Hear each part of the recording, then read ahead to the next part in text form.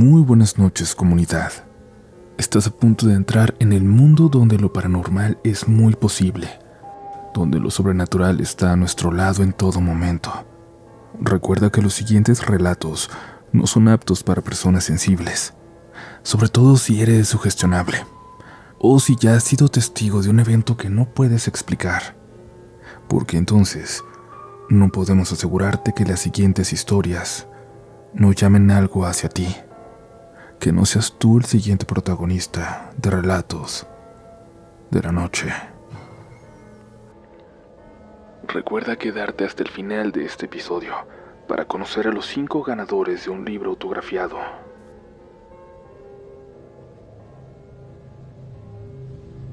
Yo solía comenzar a trabajar todos los días a las 9 de la mañana en una fábrica en Atlacomulco, Estado de México. Ya llevaba tiempo como auxiliar contable, y ese lunes frío de noviembre quería salir temprano. Por eso decidí llegar antes y estar en la fábrica a las 7 de la mañana. Al llegar, el cuidador, un hombre amable de aproximadamente 60 años, me saludó con una sonrisa y me dijo: ¿Qué pasó? ¿Les madrugó a todos el gallo o qué? Confundida le pregunté por qué decía eso, y él respondió que Gerardo, el gerente de recursos humanos y esposo de una amiga mía, ya estaba trabajando desde la madrugada. Ahí mi confusión aumentó. Eso no podía ser. Gerardo no podía estar allí porque había tenido un accidente el viernes pasado por la noche. Al tomar una curva demasiado rápido, su auto había caído estrepitosamente al lago, y cuando los bomberos llegaron para rescatarlo, ya era demasiado tarde. Él se había ahogado. Cuando le comenté al policía lo ocurrido, no me creyó, y hasta se enojó un poco conmigo, pensando que estaba bromeando con algo con lo que definitivamente yo no iba a bromear. Oiga, no, con eso no se juega, me dijo. Además, desde aquí se ve la luz prendida en su oficina. Los muertitos no prenden la luz, ¿a poco no? Yo insistí en que era verdad, que no estaba mintiendo, y entonces me mostró las cámaras de seguridad, donde sí se veía claramente cómo Gerardo entraba por la puerta de la calle. Al verme tan asustada, el policía comenzó a intrigarse más y notó que, efectivamente, Gerardo no lo había saludado. Sin embargo, como estaba oscuro y con neblina, no percibió nada raro. En la cámara nunca vimos la cara de Gerardo, solo cómo caminaba directamente hacia las oficinas, hasta perderse en la oscuridad. Nos quedamos callados un rato. Yo tenía mucho miedo, y no quería ir solo a las oficinas. Sentí alivio cuando el policía dijo: No se vaya sola para allá. Vamos, yo la acompaño. Rápidamente el policía tomó su linterna y sus llaves, y nos dirigimos hacia las oficinas. Conforme nos acercábamos vimos como a través de la persiana de la ventana de esa oficina, la oficina de Gerardo, se veían sombras que caminaban de un lado a otro, como si buscaran algo. Al llegar a la puerta, el policía la empujó, pensando que estaba abierta, pero solo lanzó unas groserías al aire de sorpresa. Al principio no entendí por qué, pero casi me da un paro cardíaco cuando lo vi sacar las llaves para abrir la puerta. Iba detrás de él y no pude evitar chocar con él cuando se quedó helado.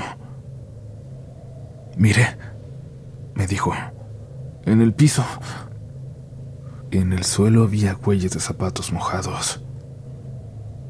Nos quedamos parados unos segundos que me parecieron horas. Entonces el policía se armó de valor y al abrir la puerta de la oficina comenzó a gritar groserías, como intentando espantar a alguien que estuviera allá adentro. Finalmente entramos. Habiendo dado un paso dentro, el policía salió corriendo. Me dejó sola ahí, paralizada de miedo, con los ojos cerrados. Comencé a rezar algo que ya no recuerdo, dudando entre irme y ver qué pasaba. Respiré hondo. Abrí los ojos. No había nadie ahí, pero sí había papeles en el escritorio. Estaban empapados. Cuando los vi sentí un escalofrío recorrerme toda la espalda. Con mucho miedo me acerqué al escritorio y tomé uno de los papeles. Es probable que no me crean, pero lo que tomé era una póliza de seguro de vida a nombre de mi amiga. Gerardo la había contratado para que ella recibiera dinero en caso de su muerte, pero nadie tenía idea de que existía. Yo estaba concentrada leyendo cuando de pronto el policía me gritó que saliéramos de ahí. Sin mirar atrás corrí hacia la salida con el papel en la mano. Cuando llegamos a la caseta, presas del terror, vimos al gerente general en la entrada. Él rara vez llegaba a esa hora, pero iba precisamente a avisar a todo el personal que Gerardo había fallecido el viernes anterior, ahogado en el lago. Algo que solamente yo, por ser cercana a su esposa, sabía.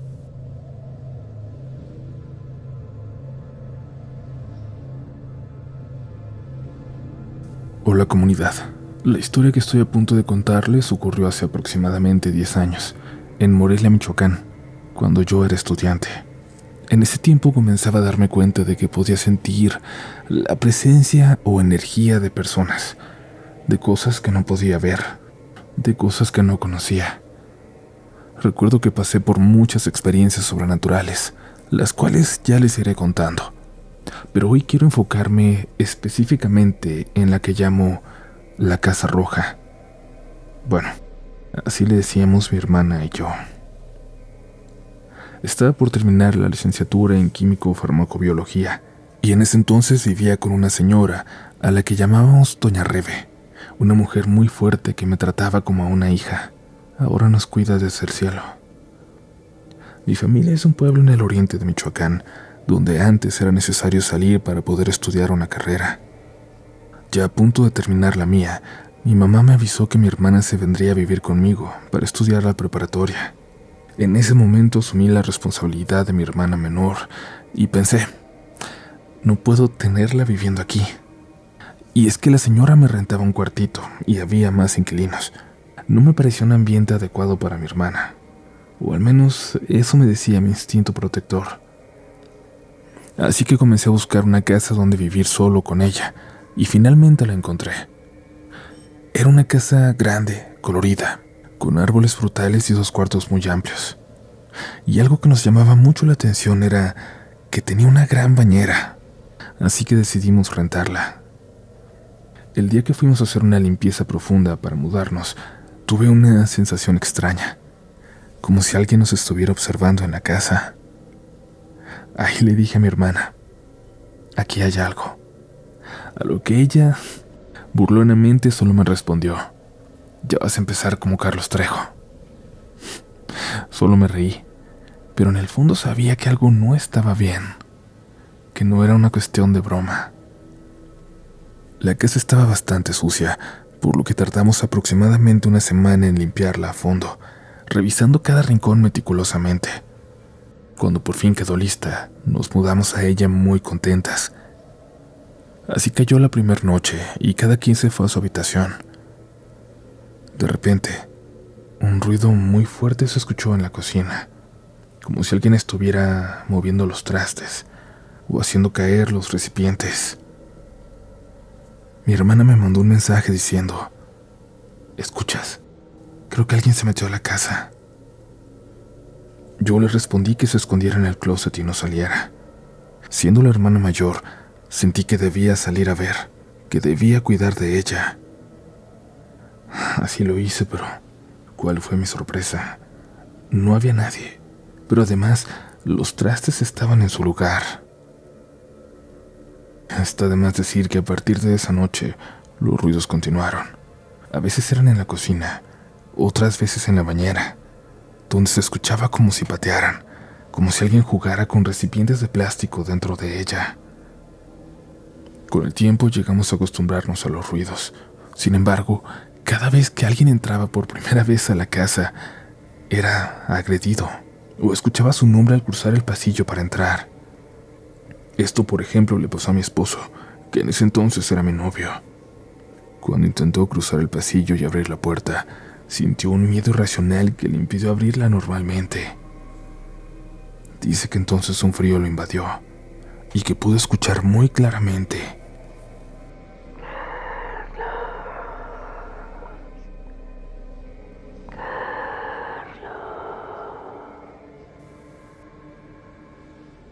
la voz de una mujer susurrándole al oído. Yo estaba preparando el desayuno y escuché que alguien tocaba la puerta fuertemente. Me apresuré a ver qué sucedía y al abrirla, lo vi a él, pálido y completamente alterado. Ahí lo tranquilicé y me contó lo que le había pasado. Días después, lo mismo le sucedió a mi hermana. Escuchó la voz de una mujer que creo que era la misma, llamándola desde el pasillo.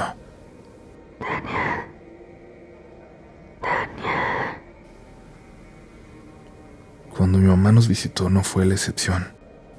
En una ocasión, cuando ella estaba de visita, nos estaba cocinando un pozole, mi favorito. Tenía la espalda hacia mí mientras yo estaba sentada en la sala haciendo tarea.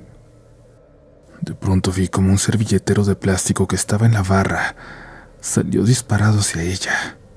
Vi cómo la golpeó en la espalda. Nos quedamos en shock y mi mamá simplemente me dijo: «Hija, por favor, ya sálganse de esta casa». Me quedé callada. Ese día mi mamá tenía que regresar al pueblo, ya que en ese entonces era la directora del centro de salud y tenía mucho trabajo. Mi hermana, muy apegada a ella, no quería que se fuera, así que después de mucho insistirle, mi mamá accedió a quedarse hasta el día siguiente y partir a las 5 de la mañana para llegar a tiempo. La casa tenía un ventanal grande en la sala que daba a la cochera, al igual que una pequeña ventana en la cocina. Ya saben, los que conozcan casas de antes seguramente se la pueden imaginar. Al día siguiente, cuando mi mamá se iba, a eso de las 5 de la madrugada, algo la hizo voltear hacia la ventana de la cocina, como si de pronto sintiera que alguien la veía y ella pensó que alguna de nosotras nos habíamos despertado. Lo que vio ahí, asomado, fue una cara aterradora, una cara completamente demoníaca, viéndola. Yo sé que en ese momento mi mamá hubiera querido llevarnos con ella, pero sabía que si regresaba, que si nos despertaba, no nos iba a convencer. Lo único que pudo hacer fue darnos una bendición antes de marcharse. Ya llevábamos un tiempo viviendo ahí y no queríamos dejar la casa. Mi mamá solo respetó nuestra decisión, aunque cada vez estaba menos de acuerdo. Recuerdo particularmente claro una vez cuando la señora de la tienda me dijo: «Niña, no te quiero asustar, pero te tengo que decir. En la noche cuando cierro mi tienda, cuando me voy para mi casa, veo a la señora Chonita sentada ahí en tu corredor, la viejita que tanto vivió ahí. La veo con la cabeza mirando al suelo y completamente cubierta, pero ahí se pone, sentadita, como si aún estuviera vendiendo sus dulces, como lo hacía en vida». Yo me quedé congelada. No supe qué contestarle, pero ella continuó: «Chonita murió sola en ese cuarto. Ahí, mira. Ahí». Y al decir esto señaló a una ventana que daba a la calle. Sentí un escalofrío al darme cuenta de que ese era mi cuarto. Le conté a mi hermana y ella me compartió que a una amiga suya de Tlapujagua, que había venido de visita, le habían lanzado el burro de planchar. Nos quedamos muy impresionadas, porque esto nos hizo pensar que la entidad no solo hacía ruidos, no solo jugaba con cosas, no solo buscaba asustarnos, tenía la capacidad de mover objetos materiales, y por ende, realmente corríamos peligro. Semanas después empezaron a aparecer pelotas de plástico por toda la casa. Pensamos que eran pelotas de los niños, de los vecinos, y que quizás los gatos las habían metido. Las sacábamos al patio para que alguien viniera a reclamarlas, pero nunca nadie lo hizo. Había una pelota en particular que por más que sacáramos, siempre volvía cuando no estábamos viendo. Y lo hacía a un lugar específico, a la habitación de mi hermana. Empezamos a creer que además de todo, también teníamos a un niño fantasma viviendo con nosotras, y es que las travesuras se repetían. Nos escondía cosas y la pelota volvía constantemente al mismo lugar. Y les digo que era siempre la misma, una pelota de plástico que simulaba ser un balón de fútbol, Nos acostumbramos tanto a esto y a ellos que al niño decidimos llamarlo Simón. Cada vez que se escuchaban ruidos o que las travesuras comenzaban, decíamos al vacío: «Ya cálmate, Simón». Y para nuestra sorpresa, dejaba de hacerlo por un rato. Un día, a eso de las 3 de la mañana, yo estaba haciendo aún tarea en la sala. Mi hermana se había ido al pueblo. Yo estaba sola en la casa. Estaba muy concentrada, casi olvidándome de dónde estaba, cuando de repente sentí un escalofrío. Les juro que hasta escuché cómo las hojas de los árboles se arrastraban por el patio, como si una corriente de aire las moviera, y oí el sonido de la chapa de la puerta de la habitación de mi hermana, como si alguien estuviera intentando abrirla. Esa puerta tenía un truco para abrirse. No lo hacía fácilmente. Era imposible que se abriera sola. Pero de repente se abrió. La gatita que estaba a mi lado se levantó con el pelo erizado, mirando hacia esa habitación. Me asusté muchísimo y corrí a mi cuarto, rezando mientras cerraba la puerta, pero cada vez que avanzaba en el rezo, la madera de la puerta comenzaba a crujir. Le pedí a Dios que me ayudara, y como si fuera el último golpe, un libro de hematología que tenía en mi librero cayó al suelo. Asustada me metí en la cama. Seguí rezando hasta que el sueño finalmente me venció. Un par de días después, cuando mi hermana regresó, no quise contarle lo que había pasado para no asustarla más, así que simplemente intenté actuar con normalidad. Sin embargo, no podía dejar de pensar que lo que había ocurrido esa noche no era Simón. Poco tiempo después, una amiga de mi hermana vino de visita con su hija pequeña. Nos sorprendió mucho que la niña, de unos 2 años, no quería estar en la casa, mucho menos quería entrar en la habitación de mi hermana. Le pedí a su mamá que se fueran porque no le gustaba estar ahí, que no quería entrar a ese cuarto, aunque mi hermana le insistía para que jugara con sus peluches que tanto tenía ahí. Y la niña incluso se puso a llorar hasta que finalmente se fueron. Mi hermana y yo pensamos que tal vez había visto a Simón, ya que dicen que los niños pueden ver cosas que los adultos no. Compartíamos el terreno con una casa más. Cuando los inquilinos de la casa de al lado se mudaron, sentimos que estábamos completamente solas. La siguiente casa estaba retirada, tenía un muro alto, así que ahora nos sentíamos completamente aisladas.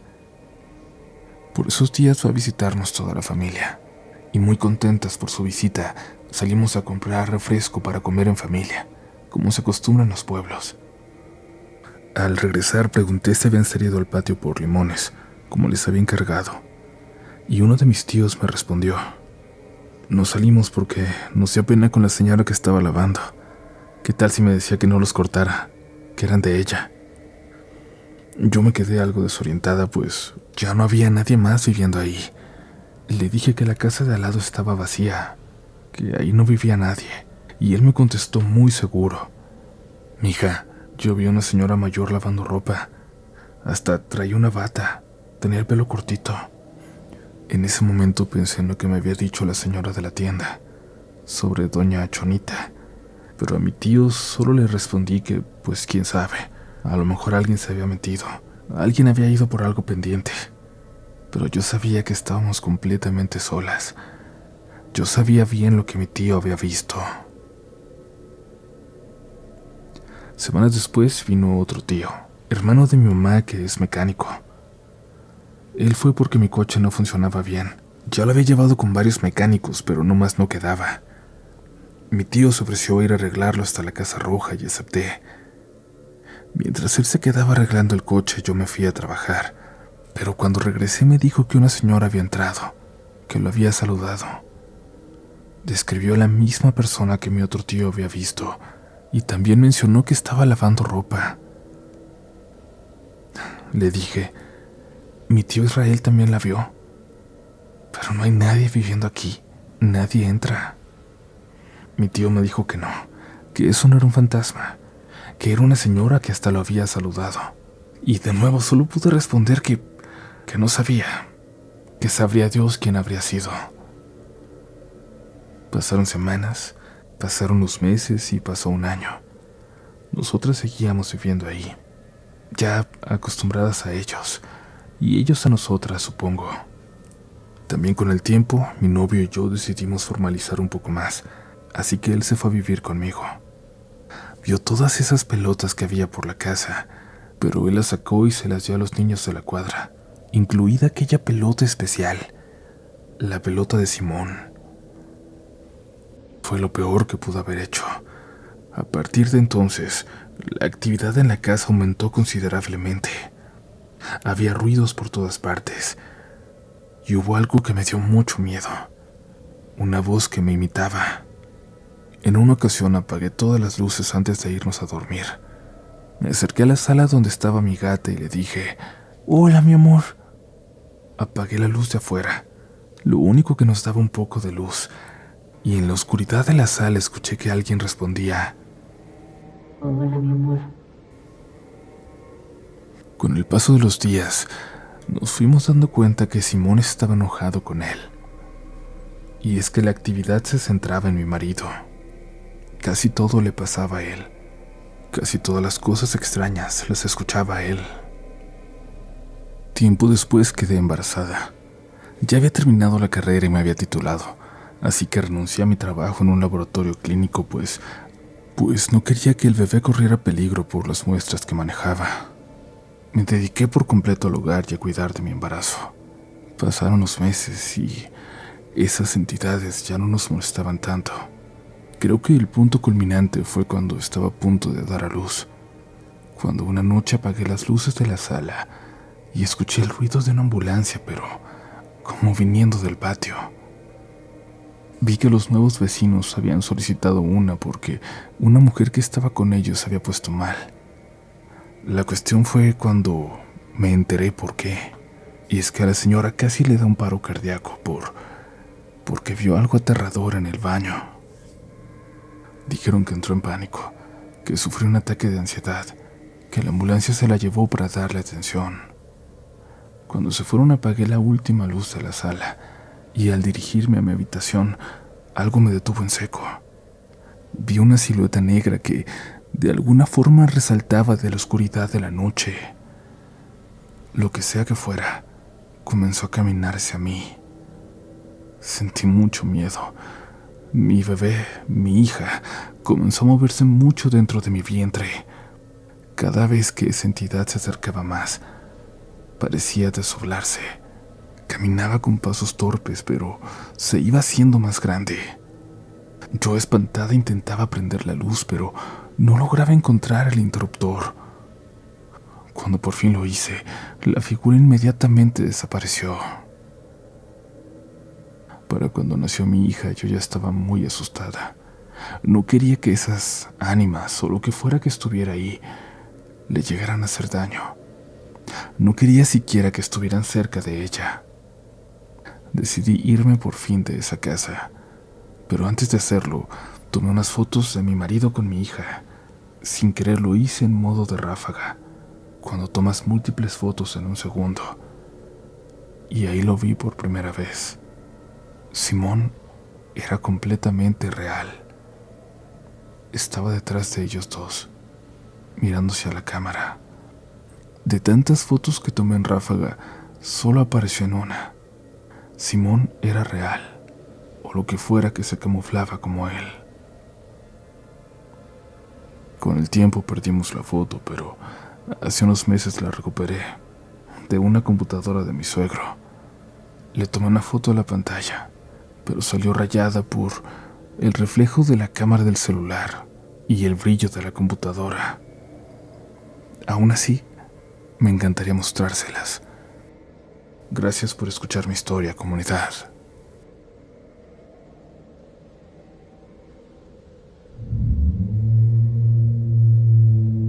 Gracias por continuar por aquí, y si llegaste a este punto, por favor déjanos tu opinión sobre las historias de esta noche. Te recordamos que tenemos firmas de El Libro de Relatos de la Noche próximamente en Monterrey, en Ciudad de México y en Oaxaca. Síguenos en nuestras redes sociales, sobre todo en Instagram, para que te enteres de dónde vamos a estar, a qué hora, qué lugar. Siempre te vamos a dejar también un enlace para que encuentres el libro, si aún no lo tienes, por aquí abajo en la descripción. pero por ahora es momento de continuar, porque aún no sobrevives a todas las historias de esta noche.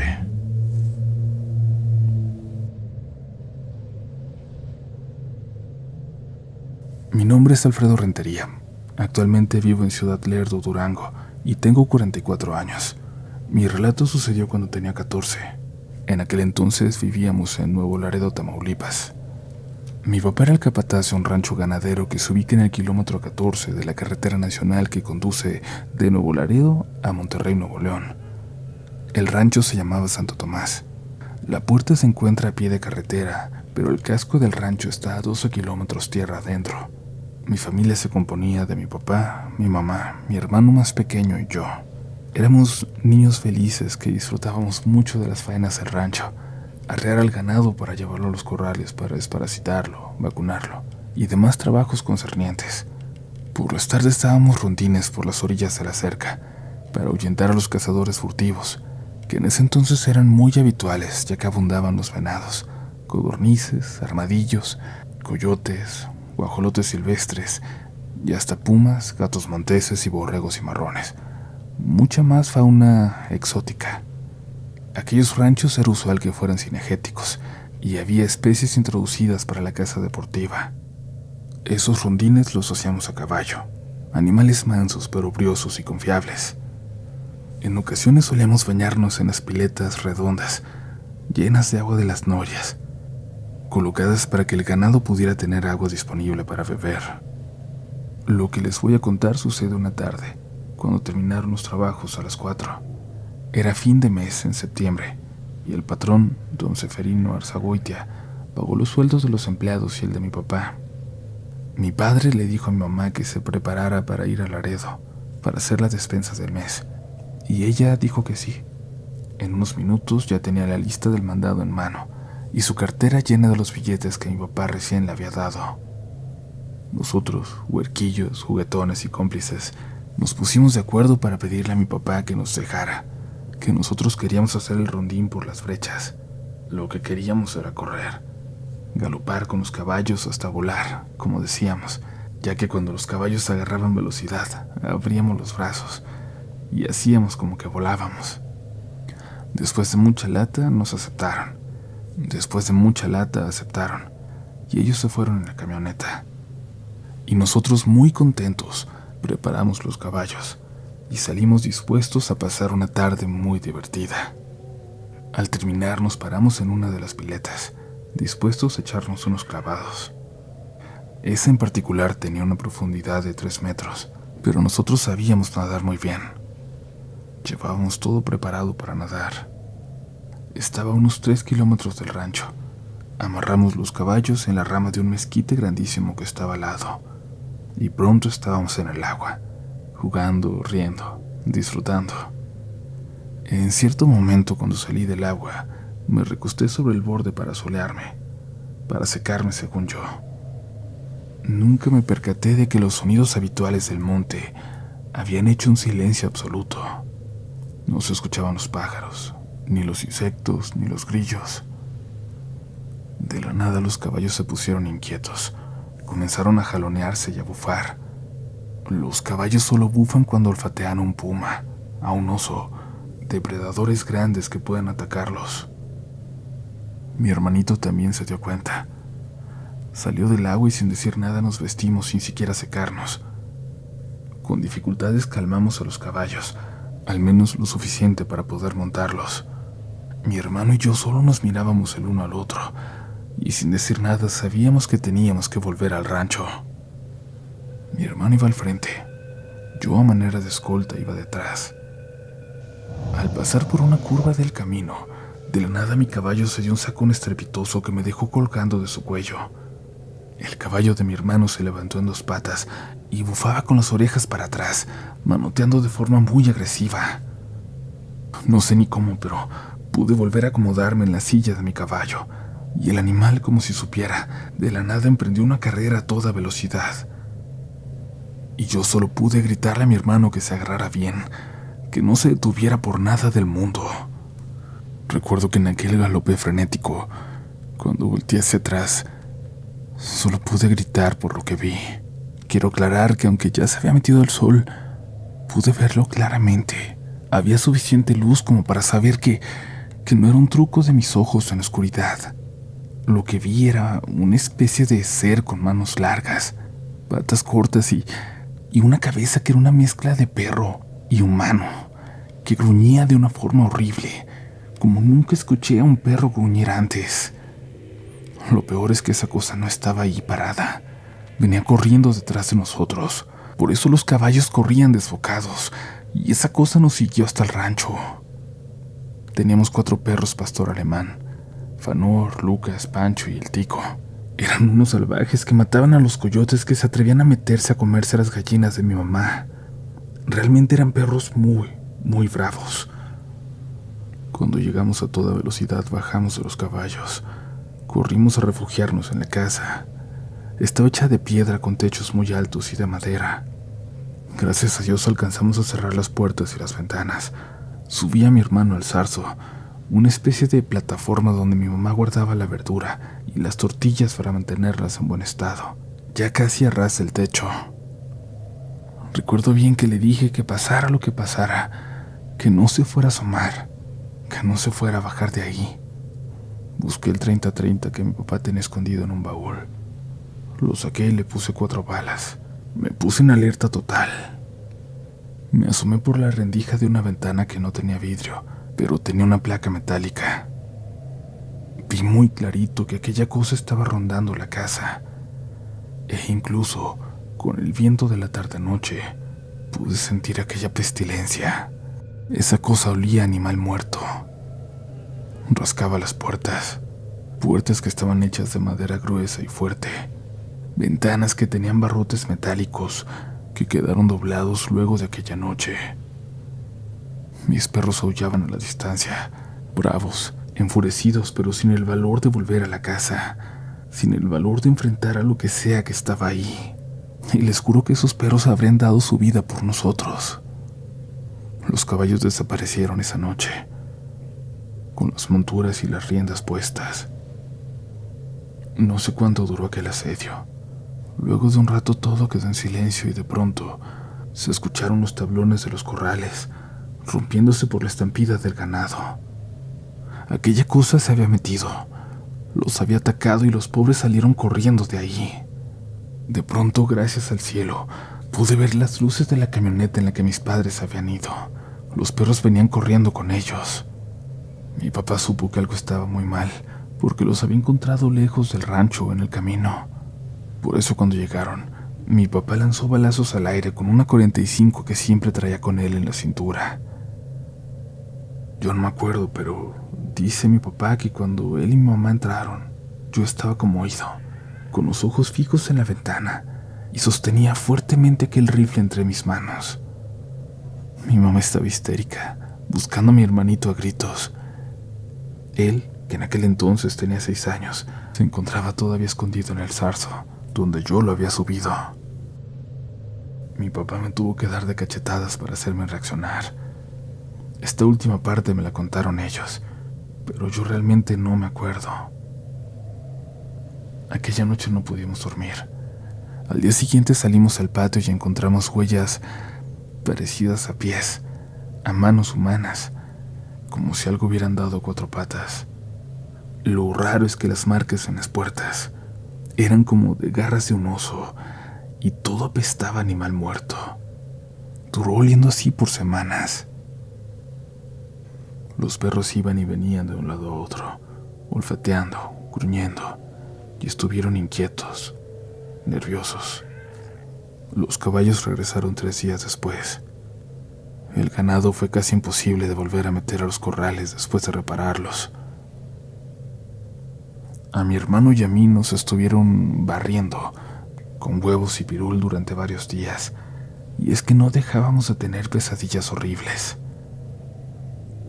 La señora que iba a hacerlo le dijo a mi mamá que aquello que nos persiguió había sido un nahual, que tuviera mucho cuidado de no dejarnos solos ni de día, y mucho menos de noche. El patrón le ofreció más dinero a mi papá para que nos quedáramos en el rancho, pero después de unas semanas ni él ni ninguno de los otros trabajadores quiso quedarse. Nos fuimos de ahí y hasta el día de hoy jamás volvimos. Aún ahora, siendo ya un hombre de 44 años, recuerdo aquella tarde y las manos me empiezan a temblar sin control. Ojalá puedan contar mi historia y les mando un abrazo a ti y a toda la comunidad desde Ciudad Lerdo, Durango.